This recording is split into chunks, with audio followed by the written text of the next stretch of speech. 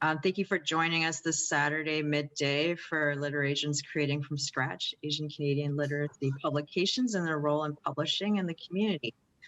My name is Prairie Chu. I'm a friend of Asian Canadian Writers Workshop. I recognize that we're all logged onto this webinar from different territories today.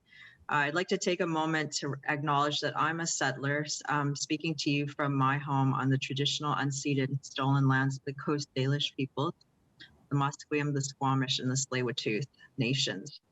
I acknowledge that all the nations have cared for the land, recorded and unrecorded. I'm very grateful to have a home here.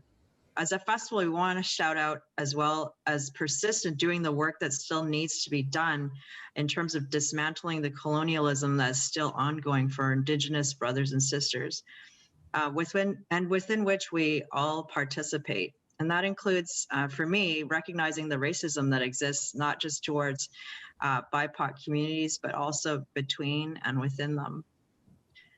The Asian Canadian Writers Workshop was created out of a need to develop and nurture Pacific Rim Asian writers and create equity for them. Its primary purpose is to foster a community of writers and build a strong body of literature. ACWW has had a number of successes: writing workshops, literary anthologies, book clubs, mentorship of new writers, one-on-one manuscript development sessions, an annual reading series, chapters in Edmonton and Toronto, as well as the creation of the ACWW Emerging Writers Award, which has been renamed the Jim Wong Chu Emerging Writers Award.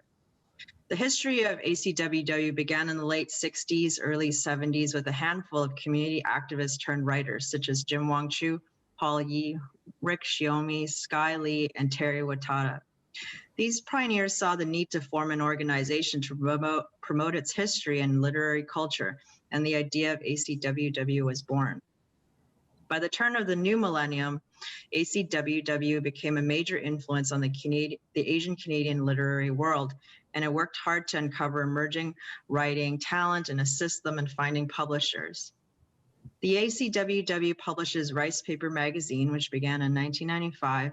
In early 1996, Canadian Council offered an initial project grant to turn it into a magazine format. Since 2016, the magazine has turned digital and become a webzine and has expanded to publishing anthologies. In 2013, ACWW created an Asian Canadian Writers Festival called LiterASIAN. It has become a very successful festival that's continued to grow in the past 6 years, featuring some of the best writers and emerging writers. It remains the only Asian Canadian Writers Festival in North America. In doing so, ACW has created an important and unique networking opportunity between professional and emerging writers, students, and any members of the broader public to learn and discuss topics of importance to Asian Canadian writers. I'm honored to support LiterASIAN in memory of my family's dear friend, Jim Wong Chu. And this is the second time that we are holding our festival virtually and to a worldwide audience.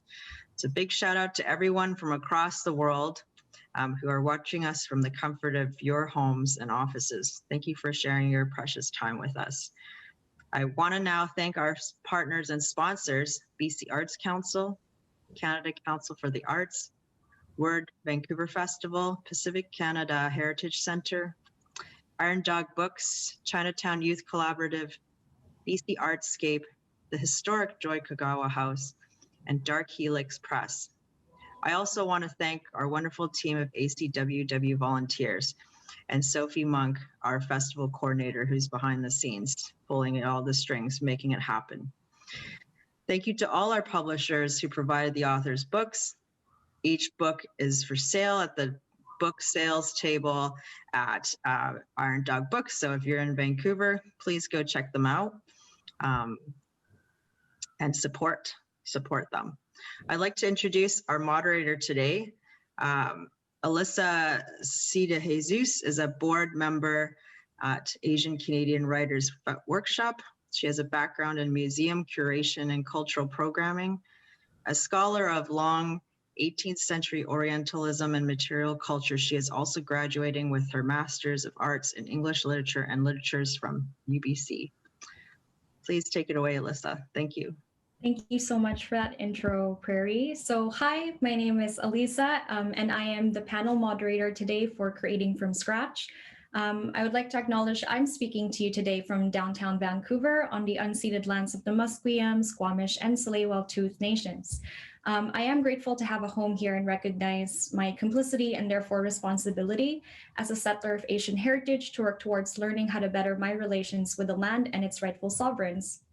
And as Prairie mentioned, I recognize we may be all logging on from different places today. So if you don't know whose land you're on and would like to find out, I'm going to share a resource on the chat called nativeland.ca. And this resource doesn't just cover the colonization of North America. So if you are logging on from somewhere else, please check that out. So some housekeeping items, I think that's already been mentioned. Yeah, so a note that you, our esteemed audience, so you can see and hear the presenters, but we can't see or hear you. And again, there will be time to take some of your questions at the end. So please use the Q&A feature if you are on our Zoom at the bottom of your screen to submit questions at any time. So it's my pleasure now to introduce our panelists. So first up, we have Dr. Chris Patterson, also known as Kavika Guillermo, who is managing editor of Decomp Journal. Chris is a writer at the University of British Columbia. His first book, Transitive Cultures, won the Fishkin Award for Transnational American Studies, and his debut novel, Stamped, won the 2020 Creative Book Award from the Association of Asian American Studies. His latest books are Open World Empire, Race, Erotics, and the Global Rise of Video Games, and the novel All Flowers Bloom, both published in 2020. Welcome back to LiterASIAN, Chris. And next we have David Ng, who is the co-founder of Love Intersections, a media arts collective of queer artists of color. He is also a board member at the Vancouver Artists Labor Union Cooperative and founding member of the Artist and Cultural Workers Union. He is a PhD candidate at the Social Justice Institute at UBC and is an editor at Decomp magazine. Next up, we have Olivia Lim, who is the co-editor-in-chief of Volume 3 of Tributaries, the Asian Canadian and Asian Migration Studies student journal. She completed her BA in Honors in English with a minor in Asian Canadian and Asian Migration, or ACAM, studies at UBC, and will be heading back to UBC to begin her MA in English Literature in fall 2021. Congrats, Olivia. Her research explores the intersections of Asian diasporic literature, life writing, and critical disability studies. Next up, we have my friend Brooke Xiang, who is a co-editor of Chinatown Stories Volume 3, published in early 2021. Since their editorial debut, Brooke has been serving as the president of Chinatown Today, which is the nonprofit literary arts organization behind Chinatown Stories. Positioned at the intersection of art and community, Chinatown Today fosters and holds space for folks to tell their own Chinatown stories. And finally, joining us from the East Coast, we have a mother and daughter team with us, starting with Justine Abigail Yu, who is the founder and editor-in-chief of Living Hyphen, a community that explores what it means to live in between cultures as a hyphenated Canadian. She is an award-winning workshop facilitator whose work with Living Hyphen has been featured on international, national, and local media outlets, including Yahoo News, Next Shark, CTV National News, and the CBC. And finally, last but not least, we have Jocelyn Yu, a seasoned software implementation consultant for decades. Jocelyn Yu has been assisting big companies in implementing their systems. She has no previous publishing experience, but after reading a handful of submissions for Living Hyphen's inaugural issue, she jumped at the chance to give life to this publication and a platform for its diverse voices. She considers herself lucky for living the best of both worlds of consulting and publishing. What a great group. Welcome, guys. Thank you again for joining us on this Saturday, and of course, again, to our audience for joining us on this Saturday. So I'm looking forward to this panel being a chance to, I'm sorry, I'm gonna read from some notes here because I don't wanna forget what I'm gonna say, but I'm looking forward to this being just a chance for us to bring together brilliant editors from youth-run Asian Canadian journals, perhaps encourage our audience today to read, submit, and participate in your programming if they aren't already. And finally, for all of you to connect over any shared experiences and work. In reading your publications, there's just so much similarities between your mandates and missions in terms of addressing the gaps of creative and critical spaces. And you're also, as I mentioned before we started going live, you're all doing this in your own unique way. So I'm really looking forward to learning from all of you. So I'm going to start us off with some questions. I did prepare 4 questions, but as you know. But again, please feel free to let the discussion develop into any questions you might have for each other. I'm just going to be here to try to keep us on time and make sure we hear from everyone. But yeah, let's start with the first question. So my first question I thought would be a good way to kind of introduce your publications and your mission behind it. So first question, can you each briefly talk about the inspiration for the themes or prompts of your most recent or upcoming issues and what the inspiration for these prompts were? And if you'd like, feel free to talk about it in relation to the title of your publication, all such great titles. So I think I'm gonna call on someone to go first. I think I'm gonna call, we decided before things went live, I think Mama Yu is gonna go first. So Mama Yu and Justine. So yeah, take it away, Living Hyphen.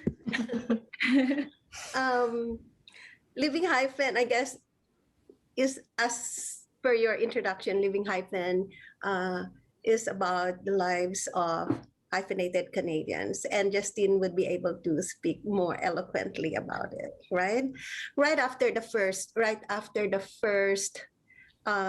issue of Living Hyphen, one of the activities that we did was to do readings. We did readings in bookstores, in flower shops, in several venues, right? And I noticed that the people reading about, or the people who were telling their stories were discussing their lives as a hyphenated Canadian, how difficult it was, and the travails that they had to undergo. And at a certain point, I had to interject, and I said, you know what? I think when you go home tonight, call your mother, because your mothers have stories too. We are all entrenched in our own stories, but our parents have stories too, which we set aside as a mother, which we set aside because we are here to raise you. So I don't want our stories not to be told. And that's why we have the second issue about it. And Justine can talk about it more. But that's the origin of the theme of the second issue. And our second issue's theme is across generations.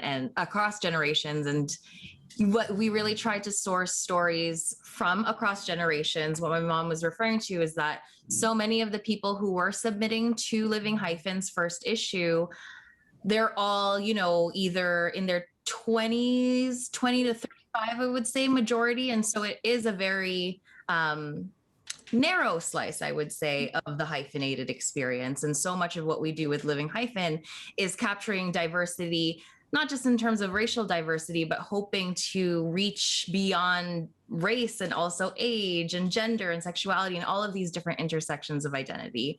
And so, yeah, my mom captured that really well. And a lot of it is also coming from our own experience doing this together. She's our publisher, and, creating Living Hyphen together has been really interesting because, we're both Filipino women. I moved here when I was 4. Ma, I don't know when you moved, 30 something? 34. And so while we're both Filipino women who migrated to Canada, our experiences, because of that generational gap, is so vastly different. And I love seeing Living Hyphen through my mom's eyes, because she's also amazed at the things that we're talking about. And when I hear her reactions to it, and now that we have included voices from other generations as well, yeah, I feel like that is such a key part of understanding, especially for those of us who are from the diaspora. There's a gap in communication between our elders. And so hopefully this is our just one small attempt to get to that and to bridge that connection and continue this Living Hyphen, this bridging, not just across race, but also generations. I want to add something, if I may. When it started, we requested the folks to request their parents or their grandparents to do the submission. But true enough, we don't write, right? Like the older generation, we don't have time to write, or we don't have that propensity for writing. So the most beautiful thing that happened was that because the older generation was not able to write. What happened was that the younger generation started asking their stories. And so there was that interaction. So it was not, if the older generation wrote it, it would have been one dimensional, I think. But because there was an interaction, which was not really part of the plan, and it's beautiful. It's really beautiful. Mhm. Thank you so much for sharing that, and just Mama, you just like the things you're saying about that exchange between generations, that really resonates with me. Like, if I can speak for myself of what brought me to start volunteering here for ACWW and the LiterASIAN Festival was I was recruited by my late mentor Jim Wong Chu, and he was very interested in fostering that kind of intergenerational work. When you bring up the ways that each of our generational experiences illuminates the other. You know, Jim was so much about talking about how my generation went through certain hangups, and I wanted to do all that work because I didn't want your generation to go through that. And we can like bridge each other's work in the middle. He was so inclusive and encouraging in that way. And he's always just like, we did this thing, now you guys get to do. Like we walked so you could run. Yeah, and to the point of when you initially reached out to folks from an older generation, and there was a bit of a struggle to get their stories or to get them to write, that actually makes me think of a really cool thing that Chinatown Stories did, which is they interviewed, and you know, some of their folks weren't necessarily submissions of essays or creative work. There were interviews in there that Brooke and their co-editor Tyler went out and conducted. So I think the next person I'm going to nominate to answer this question will be Brooke. And Brooke, if you wanted to comment on that, reaching out to other folks who may not want to write, but you still thought their stories are really important, and interviewing them, you can speak to that as well. But yeah, did you want to go next, Brooke? Did you want to tell us about your prompt first, your theme? Yeah, happy to do so. If it's okay, I would like to first respond to Mama Yu and also yes. Just thinking about what you were saying about like different generations and also intergenerational, I guess, dialogue in that way. Something that we've been thinking a lot at Chinatown today is that like when we talk about intergenerational and also just the idea of generation, somehow it's anchored around the idea of age, right? But then if you factor in generations of immigration, right, like I can be the same age as somebody else that I'm talking with, but like I'm a first generation immigrant, whereas they might be like third or fourth, right? So there's so much intricacies and nuances within even the idea of what generation means. So I really appreciate the fact that, you know, you go in at the site of the hyphen, right? So not just intergenerational, and also interracial, but also taking into consideration hyphenated identities when it comes to socioeconomic status and also just like general lived experiences, which I think is super, super cool. So thank you for doing the important work that you do.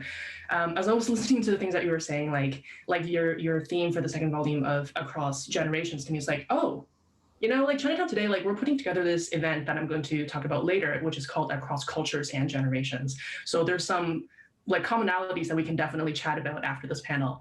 But I guess I can tell folks a little bit more about Chinatown Stories Volume 3. So the prompt for Chinatown Stories Volume 3 is resilience, in particular resilience in the face of continued gentrification, the pandemic, as well as the, I guess, like underlying bones of racism that our society is built upon, that COVID has really helped to expose.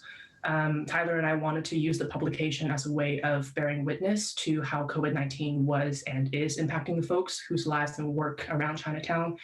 And we really tried to make the conscious effort of interviewing folks whose stories aren't always included in so-called like arts and culture publications like this. So we made an effort to connect with Chinese seniors who live around the neighborhood, small business owners, as well as folks who work closely with the underserved populations in the downtown east side. So I think, yeah, like in that way, you know, if you want to talk about an inspiration, I don't know that I want to use the word inspiration for this. It's almost like a necessity, right? To sort of like hold up a mirror in interviews with folks, you know, who are actually living through these difficulties and challenges, to be able to say, you know, maybe it's time that we do something about it, right? These people matter just as much as folks who are usually featured in works like this.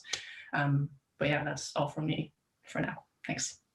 Thank you so much, Brooke. Yeah, I can't wait to hear more about the event you have, and again, just the just the similarity it has with the work that Jocelyn and Justine are doing is really great.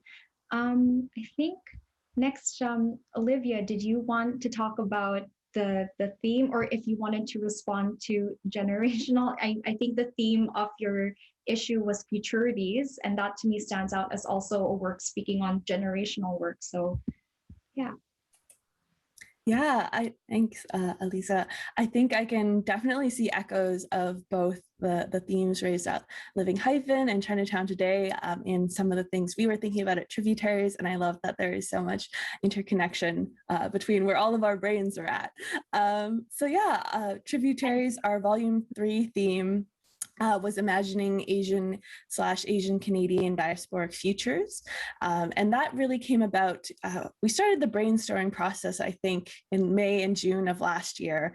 And Leela and Wong, my fellow editor-in-chief and co-conspirator, who couldn't be here today, but all of the ideas are as much hers as mine. So I really want to make sure I give her credit. Yeah, so we started a collaborative process with our editorial team and kind of began a conversation then. And our theme really emerged from that discussion. So yeah, these are not just my ideas. There's a whole student team involved. And yeah, the need to think about futurities, I think, emerged from the sort of uncertainty, right, with COVID, and we are kind of in that current moment, like how can we take this collective uncertainty and use it as a bit of an inflection point to think about further conversations about Asian Canadianness and to think about the possibility of Asian Canadian futures. Yeah, and I think our goal, similarly echoing that intergenerational theme, is we really wanted to highlight, even though we're thinking about the future, we wanted to think about how the relationships between the past, present, and the future, and right, how the stories we tell ourselves about the past continue to shape how we imagine and construct our futures, and the stories we tell about our future, right? It's a bi-directional relationship there. So, and I think that really resonates with the title of our publication, Tributaries, right, which is a river or stream that flows into a larger river or lake, and this idea of moving water. And so our kind of idea was to think about all these currents of thought around Asian Canadianness and where do they come from, where are they going, and when do they converge and diverge. And that was something that we wanted to think about. We wanted to think about all the sort of, I think Leland and myself talked about it as like these glimpses of what could be if we like wade into these different tributaries and let ourselves kind of get swept away by the speculative currents. Yeah, so yeah, that was kind of the inspiration for our theme. Thank you. Thank you. That was so stimulating and eloquently put, Olivia. Thanks for sharing. I think we'd like to hear from Decomp. I know, Chris, you serve as the managing editor for the journal as a whole, but I know, David, I think you're the editor on the zine itself, where you get to be a bit more creative. So yeah, I'm wondering, can you tell us a bit about the theme that you came up with, David, and what kind of work or thoughts and feelings went into that? Yeah, sure. So it's kind of similar to what was sort of discussed, especially Olivia, the theme of thinking about the pandemic and the shifts that were happening during and continue to happen during the pandemic. The title of the zine is "The Precipice of a Pandemic: Interscalar Visions of Social Justice," and this grew out of a larger project that we did at a group of colleagues of mine at the Social Justice Institute. When the pandemic hit, we were really struggling to stay connected to the themes of social justice and the things that we were researching, and also recognizing that our research and our work doing social justice, the context had completely shifted. And so we started organizing a panel series called Struggles in Places, Contagious Traditions of Resistance and Solidarity, to sort of cultivate these conversations around, everything shifting around us. How can we sort of envision these sort of more just futures? And this was around the time also that Arundhati Roy put out that article, "The Pandemic is a Portal." And so we were thinking about these sort of like these evolutionary leaps that were happening, all of a sudden, all of these things that were fringe, lefty, anarchy conversations, like, for example, safe supply, all of a sudden were possible. And also thinking about things like, like living wage, all of a sudden, curb was possible, right? And so thinking about, so thinking about the sort of possibilities and futurities around what was happening in the pandemic. And specifically in the first panel, we had the Autolith group from the UK, and Kodyo Eshon said something that really resonated with me, which is that it was the inspiration of the title. And he said, when we think about the pandemic, we tend to think about the planetary, but also what about the global? And what about the local as well? And at the same time, living through a pandemic is an interscalar experience. And so the zine that I edited is a reflection of sort of a lot of those local experiences. Thinking about the contributors wrote about these sort of relational embodied experiences of these interscalar implications of the pandemic. So thinking about just sort of these, while we're thinking about the evolutionary leaps that are happening, also thinking about what's happening to our bodies and also within our communities. Thanks. Oh, and sorry, before I ask Chris to comment and add to that, I'm actually not familiar with the word interscalar. Could you explain that a bit for me? Yeah, like I think it's thinking about sort of like in between scales, really, right? So thinking about sort of the local, the connections between like the local and the global and the planetary, and the sort of reciprocity maybe is maybe a term between the two. Scales, yeah. In terms of scale, yeah. Yeah, perspective on the scales. That actually also makes me rethink of the conversation that Mama Yu and Justine started on generations. Like there's something interscalar when we're thinking about different generations between ourselves and our parents, and also what Brooke mentioned about generations. Like thank you for bringing up that framework, because when we think of it in terms of scales, it helps us kind of maybe understand where folks may be coming from, in these interesting figurative ways. So thank you for bringing in that word and that framework. And sorry, Chris, if you wanted to comment now on anything that's been said or speak to the themes. Sure, I'll just go real quick because you all have such amazing things to say. And I'm really, really happy to be here, by the way. I love the theme of this panel. I feel like it's very needed for us to talk about editorship and curation and publishing, because it's something that is very white dominated, I suppose. And we've been seeing statistics all over the place about how, if you count like every single publishing opportunities that are out there, including like small literary journals and university-run presses, most editors are around 85% white identified. And so even as we tend to think, that people of color, marginalized people should be going into writing and writing about themselves, it's one of the things that they seem to have to face are people, editors, agents, and so on, who just don't understand the stories that they want to tell. And that ends up, changing them in ways that they might not want to. And so that's just one thing I really wanted to point out, is just how important all of your work is. With Decomp, I just wanted to say something quickly about the themes, because David was there in the beginning, which was just last year. Decomp has been around technically since 2004, but we transformed it completely last year, made it an in-house journal at the Social Justice Institute in UBC.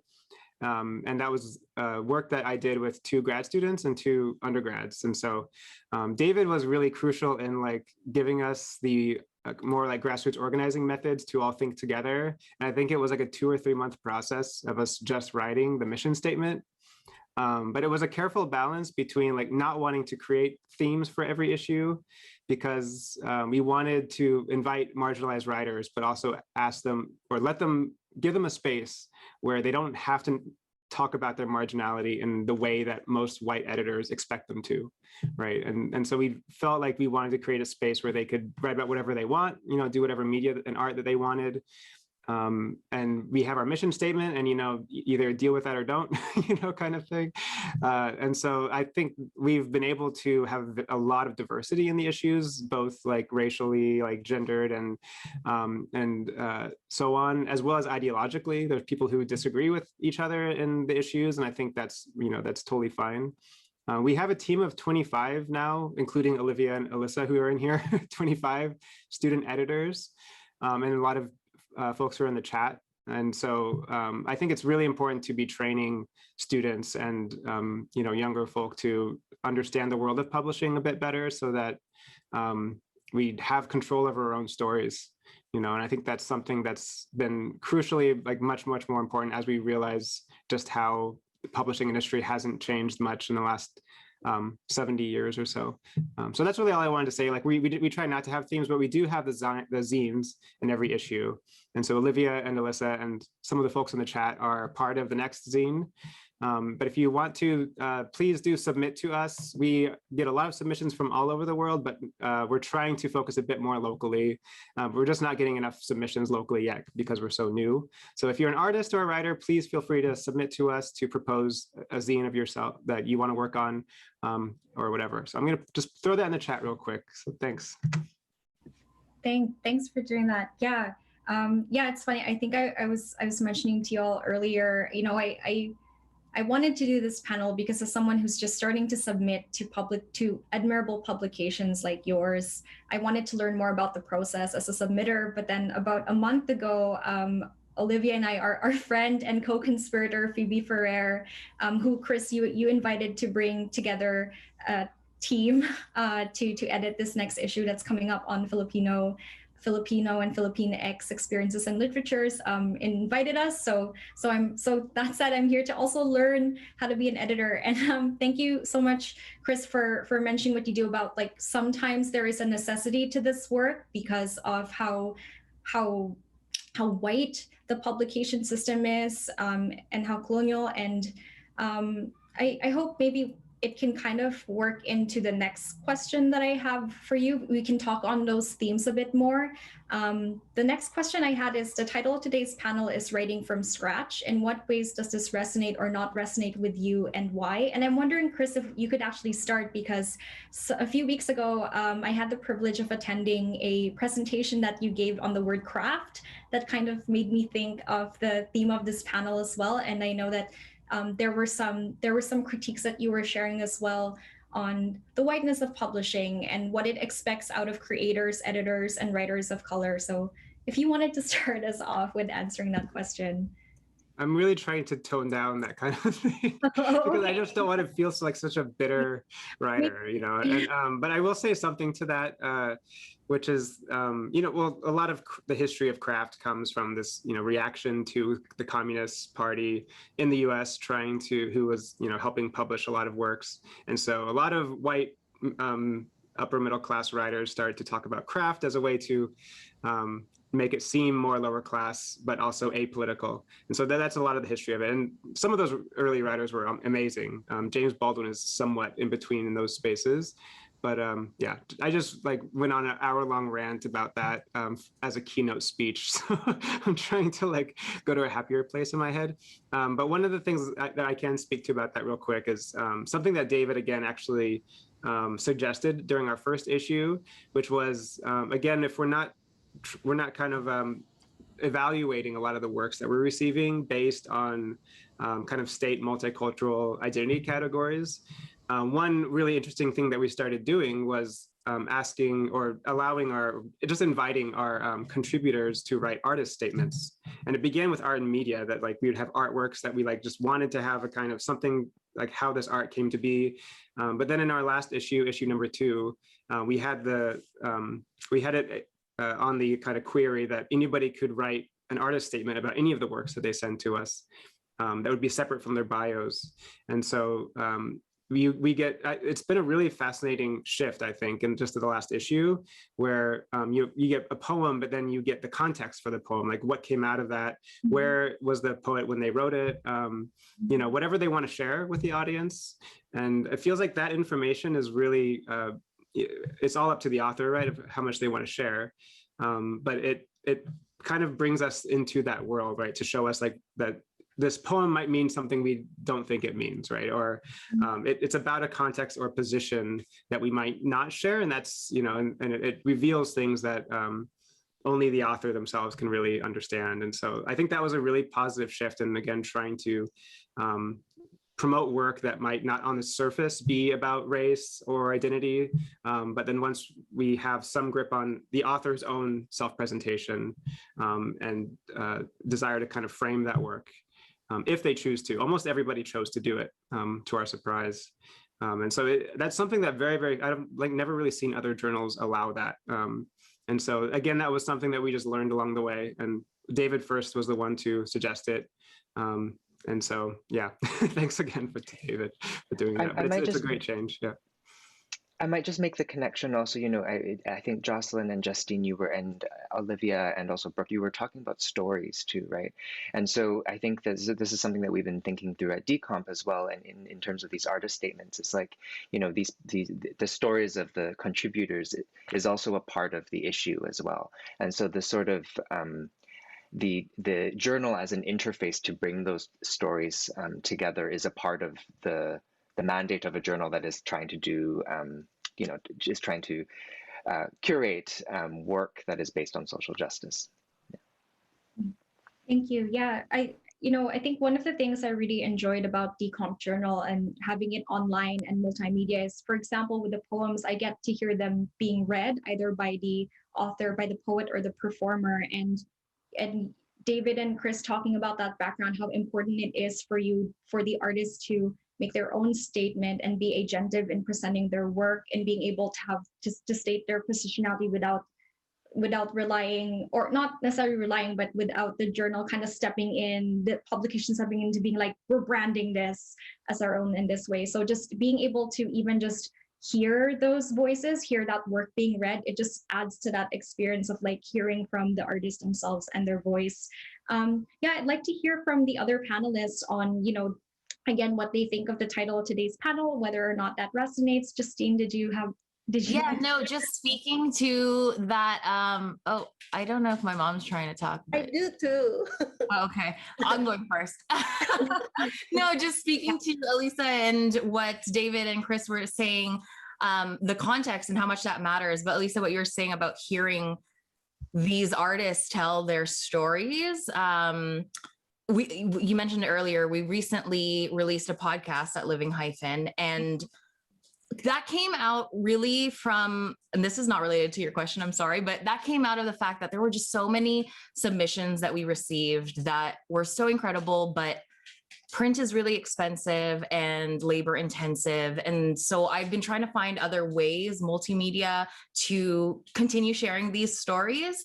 And working on the podcast was such a revelation to me because of that piece of actually hearing like literally the voices of these artists. And so, you know, I know that's not a magazine and we're talking about print publications, but I just wanted to add that because it really, I think that part is really important. And even having a space to have an interview, not an artist statement per se, but having an interview and a conversation with the artist to hear about why they wrote this, where were they, and what was sort of the headspace, was just really great. So anyway, my Jocelyn. Oh, no, I just wanted to touch the topic of writing from scratch. For me, Living Hyphen started from scratch.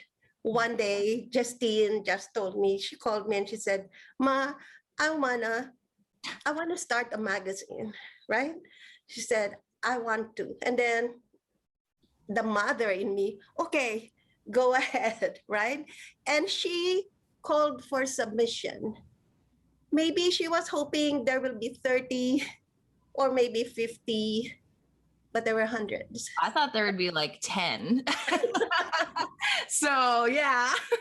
And when the submissions started coming, Justine would send me all those submissions. And I was blown away. It's like when I come to think that these writers wrote that as an outlet for whatever they were feeling. That's from scratch, right? And to see the beauty and to feel the angst, the happiness, and whatever emotions they were feeling at the time, how can I say no to the magazine? That's it. Thank you. Thank you. Yeah, did anyone else want to respond to that or the title?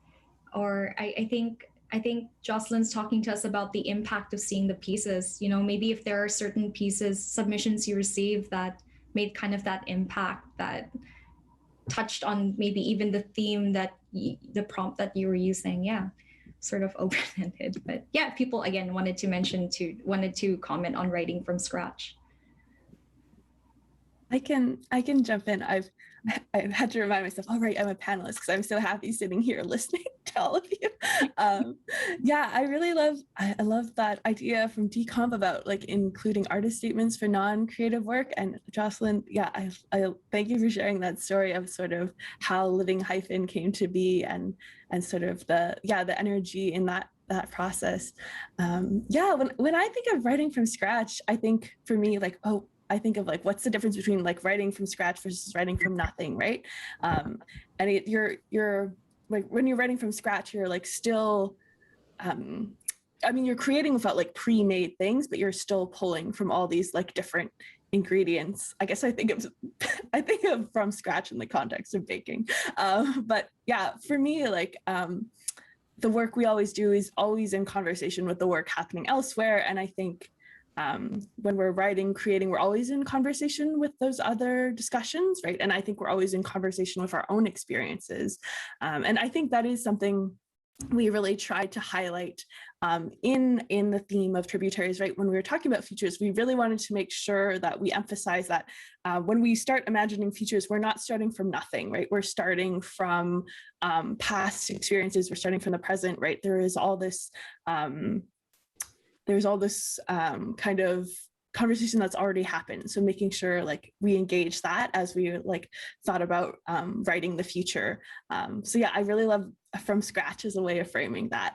And then this is maybe a bit of a tangent, but I also like the idea of writing as scratching, because I think that captures like the effort and sometimes frustration that feels like it goes into the process of creating. So I really like reading it that way as well. That's such a cool reading of scratch. And when you said it also made me think of like, I've got a scratch to itch. And it makes me think of the motivation, inspiration to contribute and write to Living Hyphen, like Jocelyn was talking about as well, right? So anyway, I think Brooke, did you want to respond to the theme of the Yeah, sure. I lost it when you mentioned like writing as the scratch and itch, because that's so much of what we do, right? I was stuck on this question for a very long time, because I guess like the way that I think about it is that like when we're writing, we're piecing together bits and pieces of text and ideas we've come across previously, right? Like very much as Olivia has been saying. And then when you take that in conversation with what Chris was saying in terms of, you know, just how white the editor-writer space is, it's sort of a point of contention for me always of, okay, so I know that so much of my, I guess like formation as a writer, as an editor, comes from the training of whiteness, but how do I sort of pull it apart and use these pieces of scratchiness, right? Like, and make it something that suits our own purpose. And so something else I've been thinking a lot about, especially with Chinatown Stories Volume 3, for the folks who maybe don't know, it is largely a collection of interviews with folks in the community. And so I feel like in this particular context to say, yes, this publication is written from scratch would be to do them a disservice, right? And so, you know, thinking about how the challenges of working on Volume 3 isn't so much, you know, how do I write from scratch, but more so how do I balance readability with allowing folks to tell their own stories in their own voices in a way that makes sense to them. Yeah, I guess just thinking a lot about like how, like, a different version of like standing on the shoulders of giants, except these giants never really served you. So how do we take bits and pieces of, you know, these heights that we stand from and make it work for us as marginalized folks? But yeah, thank you so much for giving me things to think about. Thank you so much for that answer, Brooke. I'm just really like enjoying, and I'm being moved by these responses to the theme that our festival director Alan Cho came up. It was actually him who came up with the title "Writing from Scratch," and yeah, I'm so grateful for these stimulating responses. Do you guys want me to go on to our next question? I think in some ways we've kind of answered this, but I'm wondering if we could take some time. So again, this is where I see some Did you have a good cook in this party? No. Oh. How come pie? Sorry, I think there's the other Christopher Patterson. That's my partner and my son. You could hear. Hello. So, yeah. So I guess the next question is, how do you see your work and publication as a means of connection, community, and critique, specifically when tackling racism in light of and in relation to the work we still have to do for and within our own Asian communities? We are a collection of, especially with David being the editor of his scene, like we are a collection of Asian Canadian like run publications. So yeah, I'm wondering how you approach that question. If someone wants to go.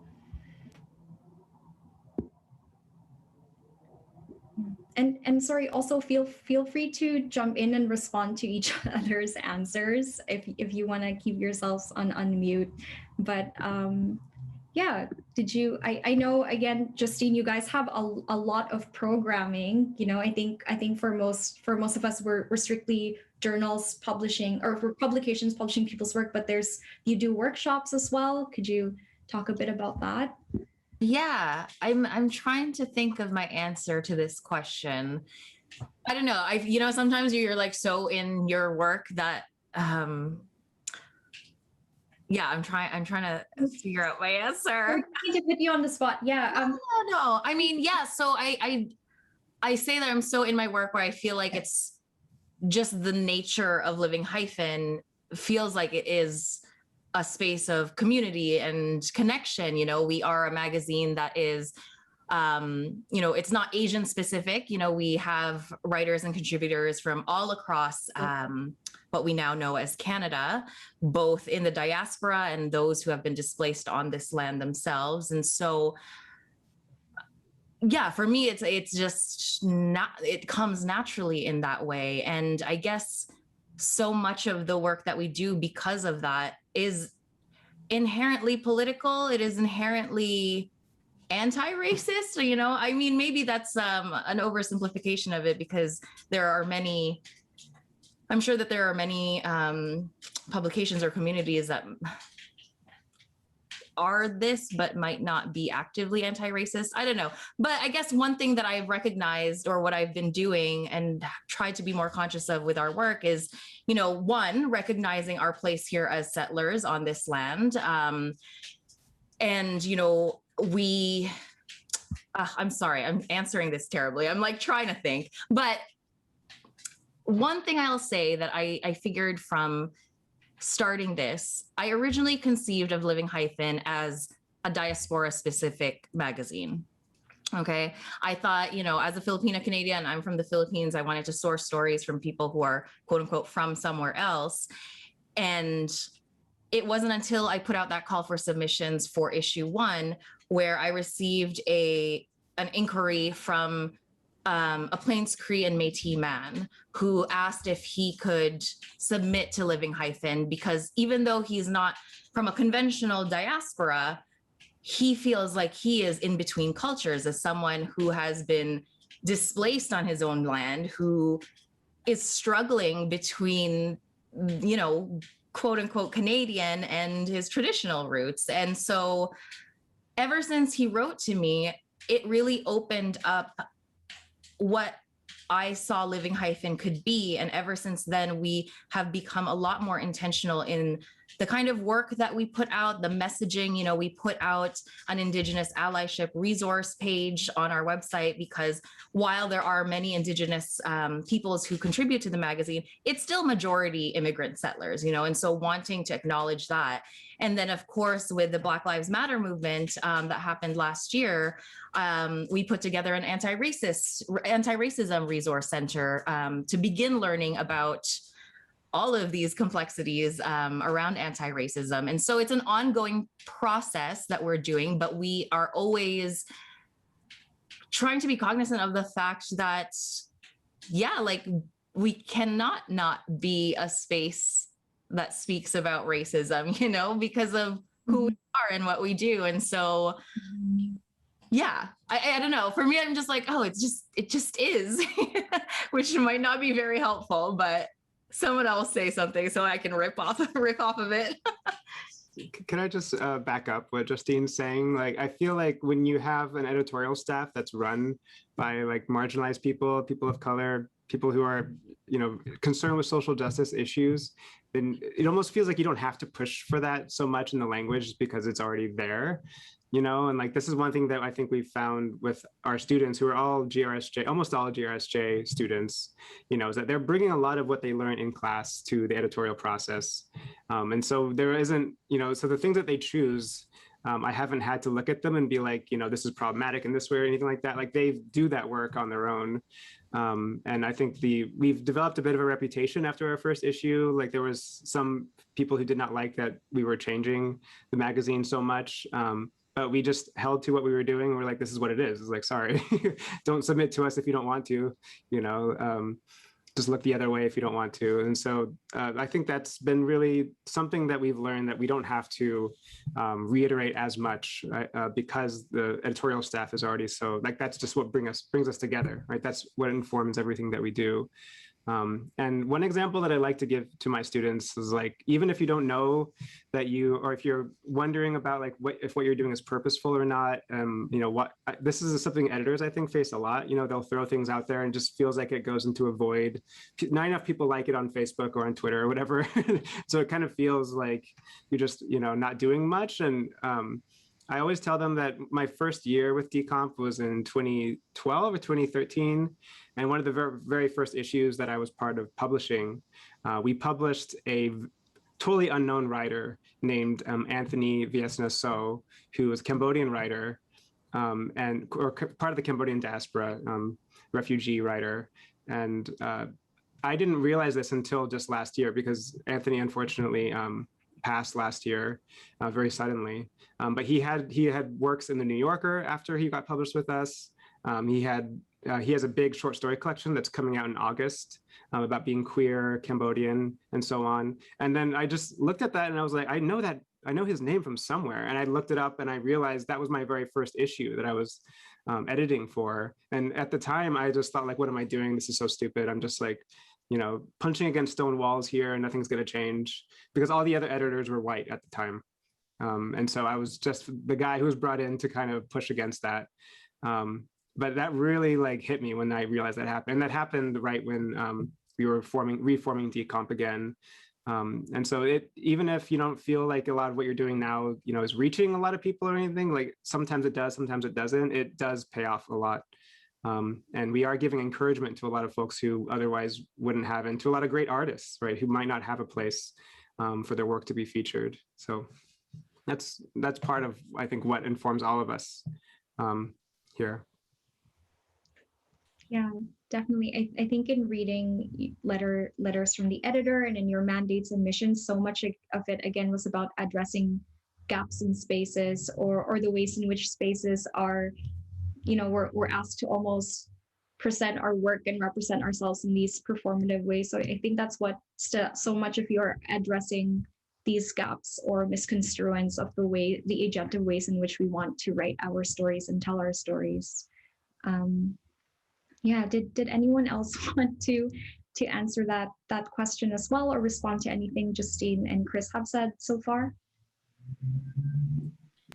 I mean, maybe I'll add something. I mean, Chris did such a great job of connecting Decomp, but when I was thinking about, you know, Decomp isn't necessarily specific about Asian diaspora or whatnot, but I was thinking about this question of like writing and criticality and the role of that, and of course in thinking of like a lot of the conversations around anti-Asian racism right now, and just a lot of the writing that has been put out there that is really interrogating the formation of stop Asian hate.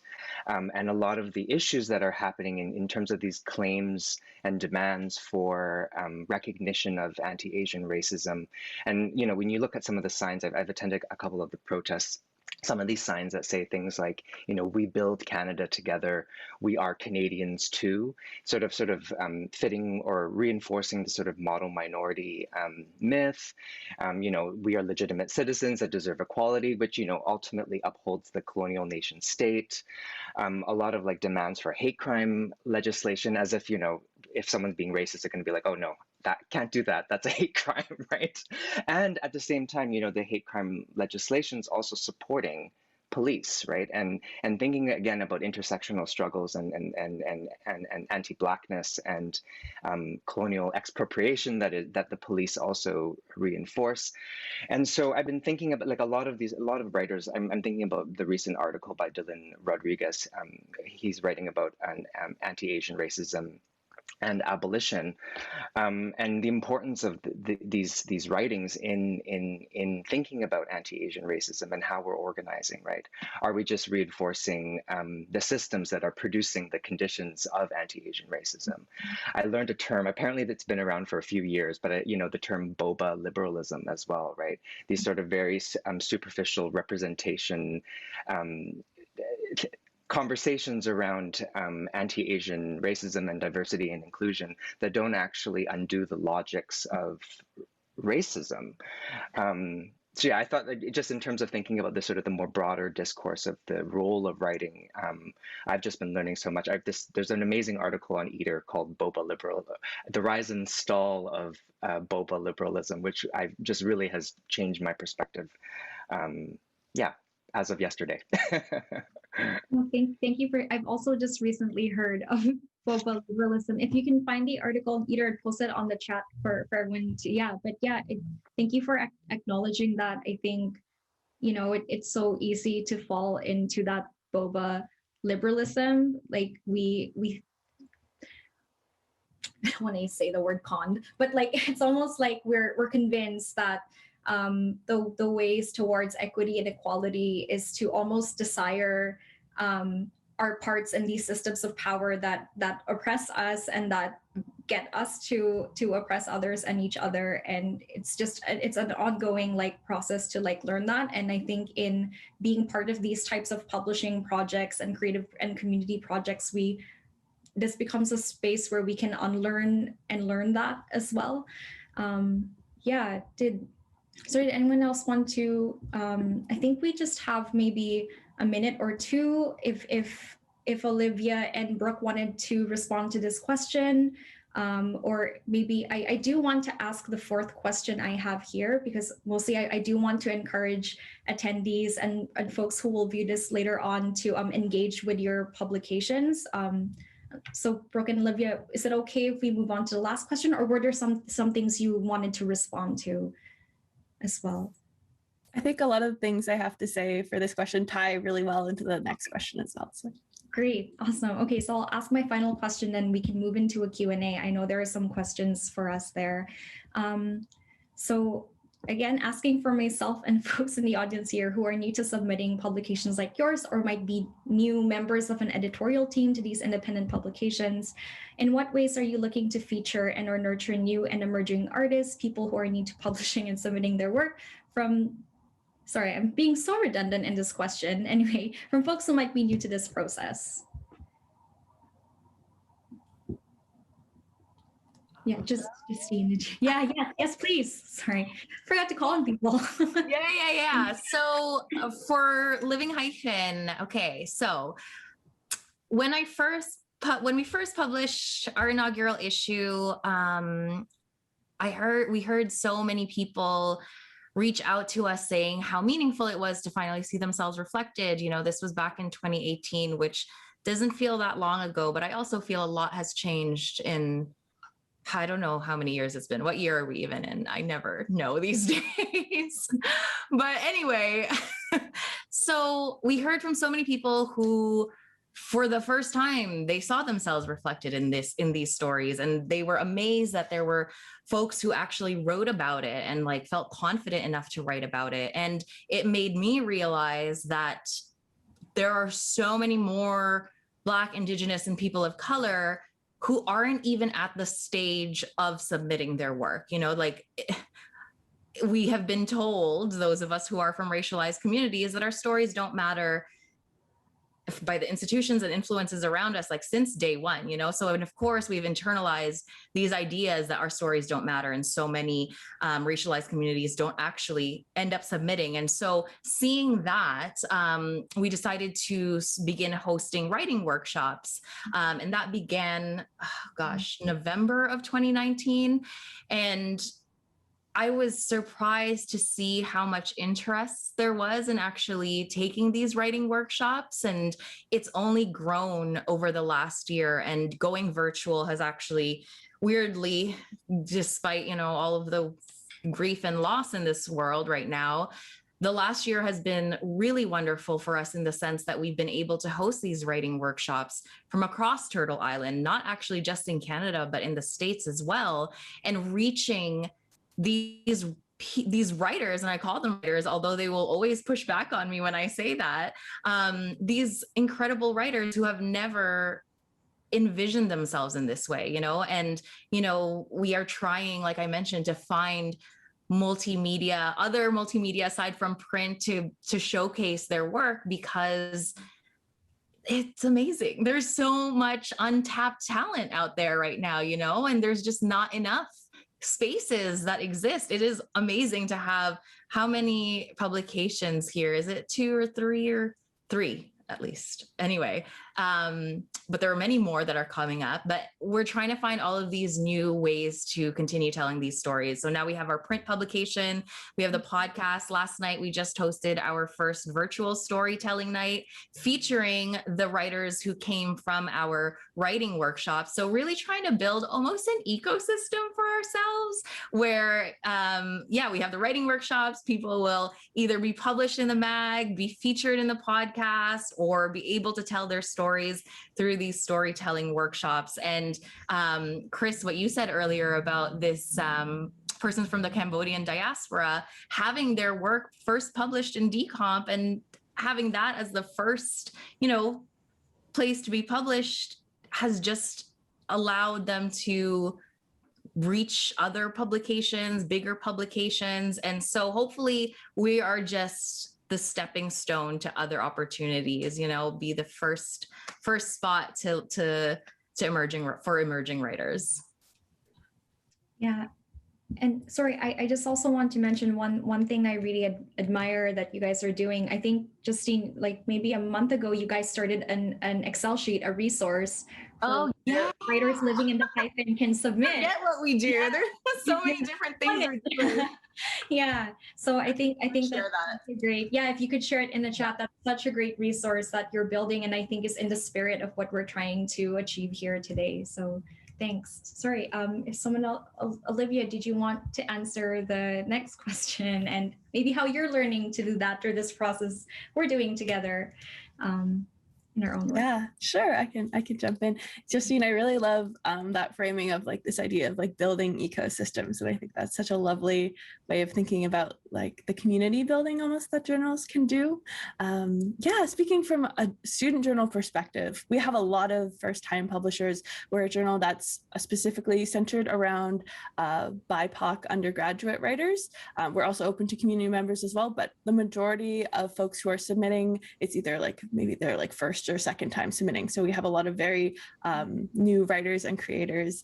And I think one of our values at Tributaries, I think, is really to try to provide as much mentorship and support we can to students, as obviously limited by our capacity because we are a very small student journal. But yeah, I think one of our main goals is to really support the development of emerging Asian Canadian writers and artists. And I think speaking from the student perspective, as a student myself, there's often a lot of hesitancy around publishing, especially for your first time. There's like, is this thing I wrote good enough? Like, will anyone want to read this, let alone my professor who's like being paid to read this? So there's a lot of that imposter syndrome and just feeling like, oh, is my work good enough? So we really try to provide a lot of mentorship support through our editing process as well, as much as is within our capacity, because we realize a lot of students are in a place where they're trying to find their voices, and anything we can do to help them with that process, we love to do. Thanks. I'm just going to casually hop in here if that's okay with y'all. So a conversation that I have a lot with my Chinatown Today team is that so much of the time when we think of art, we think of it as like a word with a capitalized A, right? We put the idea of art and artists on these pedestals that is only meant for very few. And the subtext of that is, of course, the whiter you are, the better.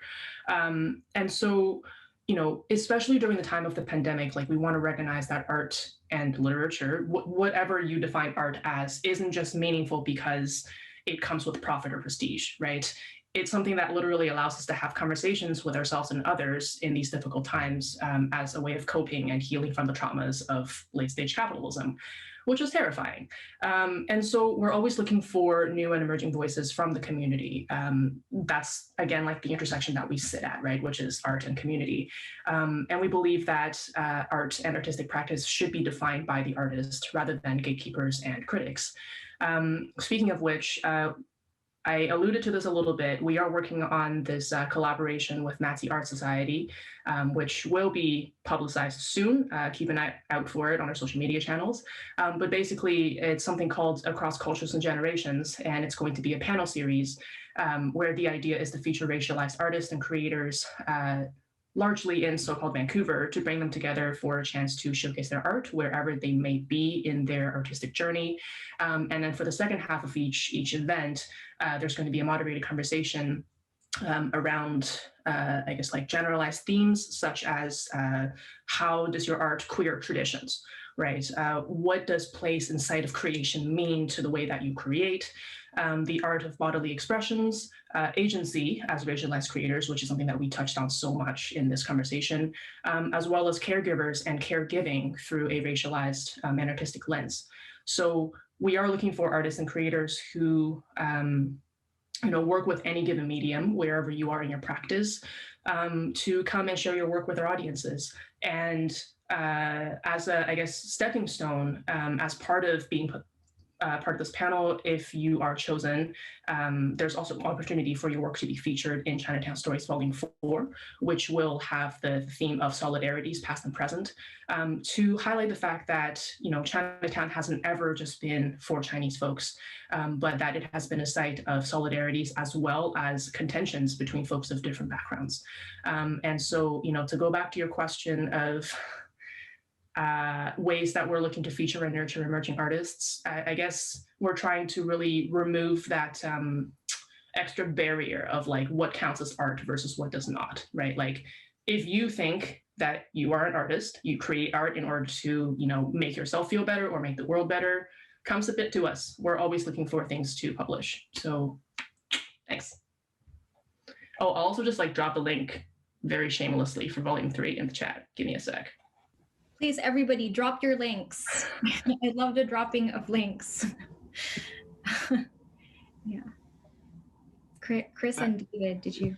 I could respond really quickly to the, you know, if you're starting out as a writer or as an editor, this is because this affects both sides, which is just the dealing with rejection part. And I just finished watching the Amazon Prime just made a new show out of Stephen King's The Stand.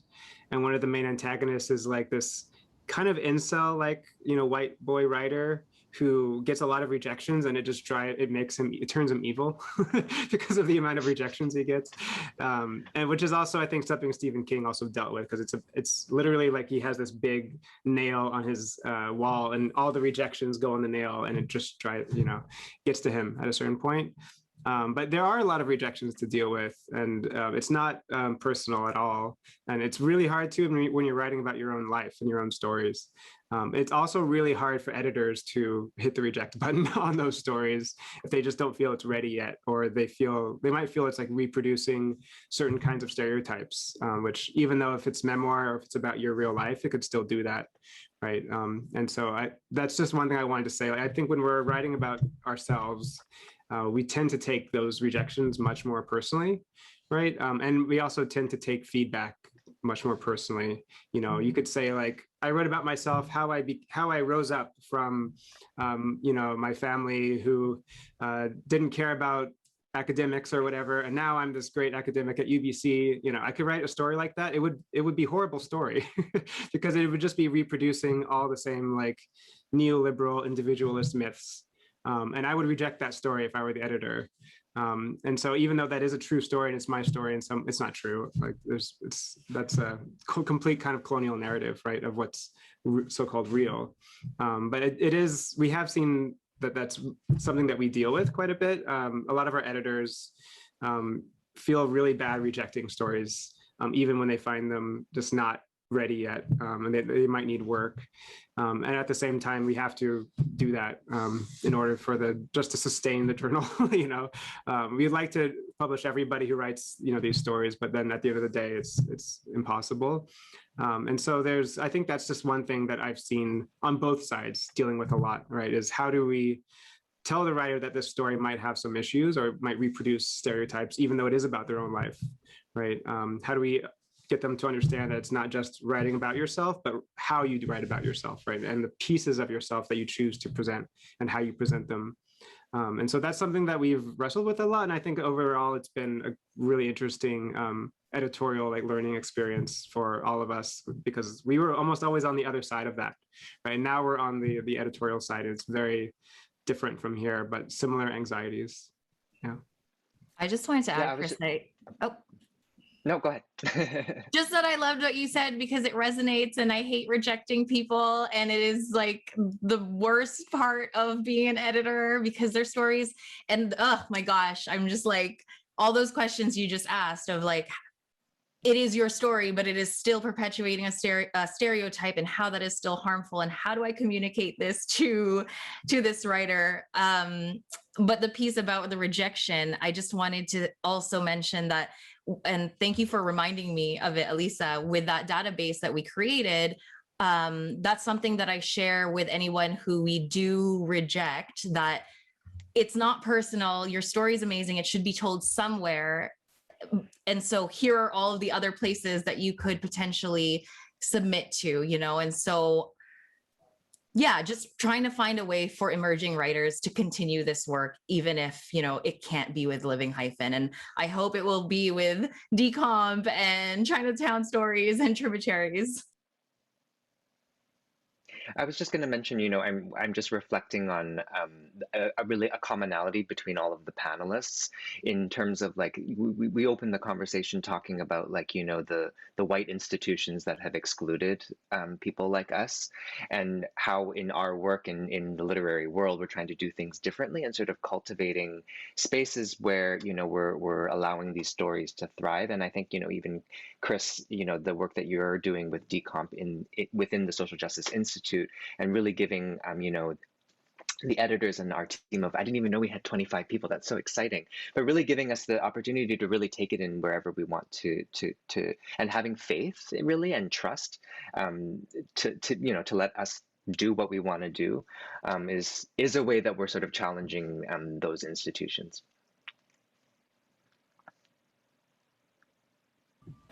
Thank you. Thank you for drawing out those similarities. I think, David, your comment is such a good way to cap off kind of our discussion portion. And I think we can take maybe maybe 15 minutes, if you all are good, to answer a few questions from the audience. I know we've got quite a few. Sorry, let me just pop up the window here. Someone is asking, Julia is asking, can you give more details about the Filipino X project you mentioned? Olivia, did you want to answer that? I think this was when we were mentioning what we're doing for Decomp. Yeah, I can speak a little bit to it. So Elisa, myself, and some other Filipinx students are working on, I think it's the third e-zine. It's the third, right? Yeah. I think it is, for Decomp. So we're still, I think, very much in the brainstorming process, but there should be a call for papers coming out at the end of this month. And then we'll be accepting submissions throughout June and July, and then I think publishing, I believe, in August. So that's sort of the rough timeline. So yeah, if you follow Decomp on their social media, and you will see our call for papers go out later this month. We're basically doing what David is so brilliantly doing right now. We're the next gen after David, if you will. And then another question I think we'll answer live. So do Asian Canadians always have to write about being Asian Canadian? I feel like it can pigeonhole my own writing. If anyone wants to respond to that.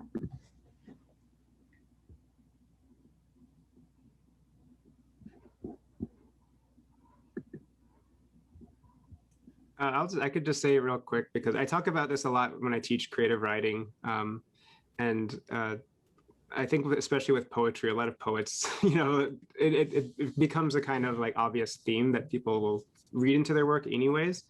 And, there are some stories by like Octavia Butler, for example, that take place, in other universes, and there's things that are happening, but everyone will read them as being about slavery. And she even writes afterwards to some of those short stories that's like, stop reading this and making it all about slavery. It's about other things. She's a Black woman, but she can write about other things. And I noticed that that's a thing a lot of, writers and editors also struggle a bit with is, and so for our decomp, one of our answers again was to try and not have any kind of, basically make open calls, but have artist statements so that they can, if they wish, address things that might not be addressed in there. And they can also write whatever they want in their bios, so they can present themselves kind of however. Obviously, like, we're sensitive to like any kinds of masking of sorts, but obviously don't do that. But I feel like one of the advantages of having publishing that's not run with more, POCs and marginalized people is that we don't reiterate a lot of that as forcefully. And I've talked to and I've seen a lot of memoirs, for example, even if the memoirs that are very well written and very good, but they were asked to be written by an agent or an editor, right? That the writer themselves never wanted to write it. And they were just kind of pushed, or it was made as a part of a deal to write a novel that, the publisher would only publish the novel if they got a memoir. And so it is something that we see a lot of pressure being applied to. And I think one advantage that we have is those editors and those publications often search for particular types of memoirs, the kind of neoliberal, Boba liberal, as we've now been calling it. And so we can use, stories about ourselves to say very different things, but also write about whatever you want. And you can submit it to wherever you want. Like, you can submit it to us, you can submit it to journals that don't think about those categories, and all the power to them too. Like, they're doing great work too. And so I think we're just trying to create space for certain kinds of narratives, or some journals are. But yeah, I feel like as a writer, some writers of color do need to hear that like, you don't necessarily have to write about these things, especially if you have imagination and you have creativity. Use it for how you wish, and you'll still be yourself at the end of the day, right? You're still positioned as you are, so it'll still be about these other things, even if you don't want them to be. And so, keep that in mind too, that there's no quote unquote escape either. I'll just say, should be an obvious answer that no, as Asian Canadians, we don't always have to write about being Asian Canadian. I know personally, like, I have been gravitating lately to a lot of books that are not about, it's hard to say that's not about race, because I feel like as racialized people, a lot of our writing, it just comes out, it just emerges naturally without it being about that, and I've been reading a lot of rom-com chick lit type books, like The Kiss Quotient by Helen Huang. And that's just one that I recently finished. But, I've been gravitating away from a lot of the heavier stuff, especially given the year that we have all had. And while that book certainly has so much of race and identity, it's intertwined in it, it's also a love story. It's just a love story. And I think that's really beautiful. And I look forward to the point where we can get to that. I think, I'll just speak on Living Hyphen. It will be about race and identity because of the nature of that publication. It is about our experiences of living in between cultures.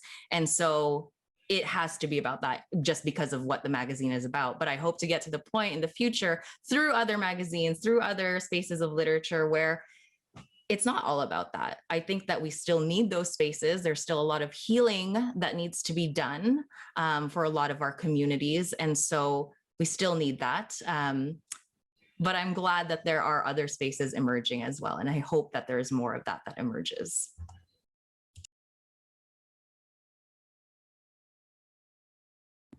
Did folks want to answer this question too, or I can bring up another question from the audience? I think we have time for about 2 more questions. Next question. Okay.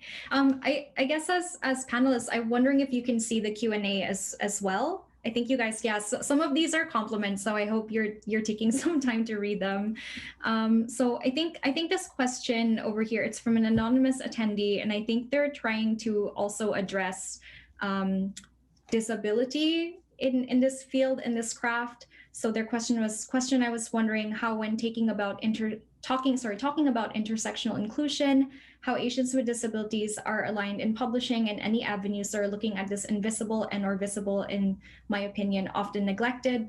Maybe one way to answer this question is sort of looking at recognizing disability in this field as editors and as writers, as creators, and in what ways are you working towards inclusivity and being mindful of folks with these types of experiences?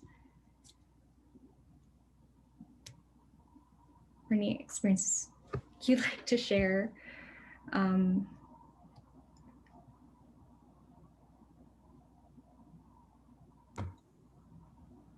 I can share. I don't know if it's a complete answer, but I will be the first to admit that this is one of my personal biggest blind spots as an able-bodied woman. It's something that I'm trying to integrate more into our work with Living Hyphen, making our content more accessible. For example, like this is a small example, not necessarily with a magazine itself, but for marketing, like in terms of Instagram or social media, which is where we primarily post our promotions and things like that, making sure that we have alternative text and making that content accessible. And so that's something that we're striving to do. It's still something that is very slow on our part. Just last night, we hosted our storytelling night, our first virtual one, and I didn't realize that Zoom doesn't automatically come with a transcript, a live closed captioning tool, which of course is made it difficult for some folks in the audience who might be hard of hearing or deaf to fully participate in this event. And so it is fully something that I'm still trying to work on, and something that Living Hyphen still needs to work on as well. And so, yeah, I mean, I guess I say it's not a complete answer because we're still trying to make it accessible as possible.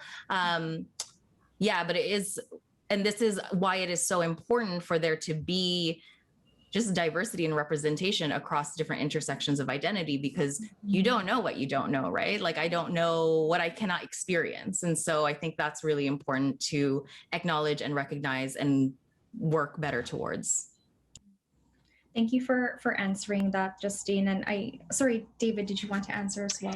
Maybe I'll just mention, and it's not necessarily tied to decomp per se, but across some of the other work that I've done, particularly with love intersections, one of the things that we found is, when we're wanting to ensure that we have representation, oftentimes putting out a call needs to be paired with direct outreach too, to actually go into those spaces and finding those stories as well.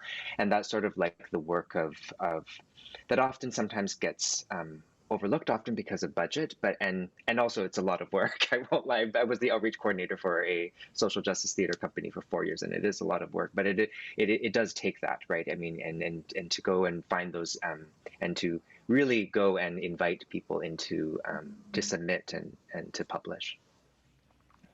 Yeah, I'll hop in real quick also. So, I mean, first of all, yeah, absolutely. There needs to be more conversations around this and more space for representation for folks who are differently abled. So one of the ways that Chinatown Today is really trying to combat this is, for example, when we conceptualized Across Cultures and Generations, our upcoming event series, in our application, I guess, form, we make very clear that, you know, every step of the way, like including the way that you want to showcase your art to the kind of panel questions and discussions you want to have, that is a collaboration, right? So whatever you feel like you want to contribute, or like what are the questions that, you know, you want to talk about but haven't had the space to do so previously, these are all up for negotiation for us. And, you know, thank you so much for asking this question, because now we plan to add a question in the application form to ask if, you know, if folks are comfortable and want to declare so, right? Like, and to say if they are differently abled and how that influences the art that they produce. So I think, yeah, I mean, it is always a work in progress. So thank you for engaging with us in this way. If, you know, you didn't ask this question, I think it's fair to say, like, it made me think a lot. And it seems like across the panel, like, based on the little silence at the beginning, it seems like we all need to do a little bit more work on that. So thank you very much, anonymous contributor. Yeah, thank you so much for asking that question, and thank you to our panelists for sharing their ongoing learning, what they're currently doing to support that. That's such a great idea, Brooke. And I did notice at the beginning, sort of near the beginning of the panel, for reasons we can't disclose or don't know, someone did ask about closed captioning for this. And I think Sophie was really quick to do a live transcript. So we learned from that today. Thank you to the person earlier who suggested that. And thank you to the person who asked that question. I think we have time. You know, we're about like 2 minutes kind of left, and with our time here, I want to be mindful of the panelists' time. So if you need to skedaddle at 1:30, but we have kind of 2 questions here. Maybe I can just kind of read out the 2 questions from the audience, and you can decide which one you want to answer. So I'll read them both. The first one is, like most spaces laden with complex web of power relations, there will be lateral violence from people who you assume to be your allies. How do you protect these spaces you have created from that kind of competitiveness and marginalized people themselves? So I think that's a question about lateral violence and competition.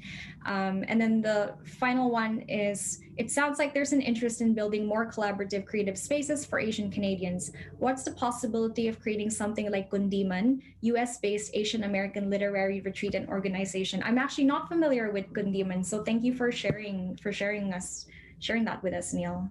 Yeah, so I'll just let folks answer which questions they want to address.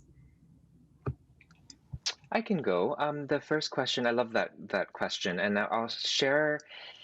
Yeah, this was a question on lateral violence and how do you protect spaces. And one of the things that I've learned the hard way is, you know, you can have the best intentions when you come together in creating something based on social justice values, but if you don't cultivate the relationships alongside the organizing, that's when a lot of the lateral violence happens. And so we often tend to, and this has happened in many different organizing facets of my life, where so much thought is being put into these power relations and the policies and the safe space articulations of that, but then at the same time, the cultivating and the facilitating of the relationships and the trust building and the across shared values doesn't happen. And so, and that's when we often bump up against a lot of these tensions. I also just wanted to mention, you know, specifically around competitiveness around between marginalized communities. One of the things when we started Value Co-op was we started off with a values document, and one of the core values that I've been constantly going back to is scarcity scarcity doesn't exist, right? It's constructed. And like, for example, like COVID, you know, they found billions of dollars to bail out Air Canada. It's scarce for people of color, for example, because of certain systemic things. And so operating on that sort of point of departure has sort of allowed us to be more collaborative and not think like, hey, there's only so much money in this pot. It's like, no, why is there only that much money in that pot, right? It's just sort of a different sort of reframing that we've been able to organize from. Yeah, on that question, I think Living Hyphen leads with that openness and collaborative nature. The fact that we have this database of other publications to submit to, other organizations to get involved in. We put that front and center and share it on our social media on a regular basis to show that we are not in a competitive space, you know, and I love that idea of like this scarcity does not exist. You know, we're trying to fight against this mentality of scarcity, especially because when I first started this mag, I spoke to Leonika Valsius from the Festival of Literary Diversity, and I was asking her what spaces already exist like Living Hyphen, because if they're doing it, cool, I'm not going to do this. And she told me, she's like, Justine, why? You know, how many magazines exist for health and fitness and beauty and well-being? And no one's telling them to stop making those, you know? And that was a light bulb moment for me where, yes, I love that scarcity is constructed. It is not a truth by any means. And so I think in everything that we put out there, the content, the promotions, everything that we do, I think we espouse that. And so if somebody's competing against us, then that's cool, because whatever, like we're not even in competition. So I don't know.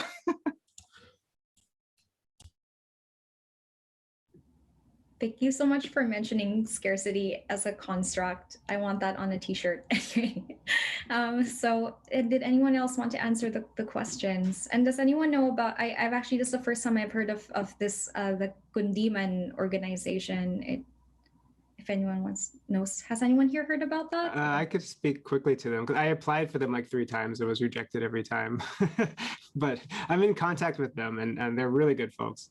And I just finished this series of podcasts on book award winners for the Asian American Studies Association, this big academic association. But I finished the interviews with the creative writers, and there was like 4 or 5 of them, and they're all like Kundiman fellows. Like they've all been part of that organization at some point.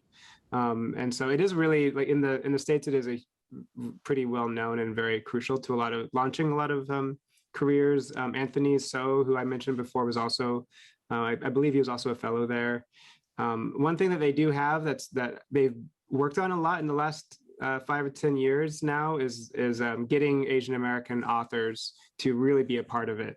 And so people like Alexander Chi, for example, who didn't write a lot about being Asian American in the 90s, now is really part of this organization and does a lot of work for them, as does like Kathy Park Hong and other folks. And so I feel like there's probably a lot happening in Canada that I'm not aware of. I know ACWW does a lot and LiterASIAN does a lot, but that's one thing that I think Kundiman does really well is they get really big name, Asian American authors to come and do workshops and fund it and be a part of it. And so they're quite useful in that way.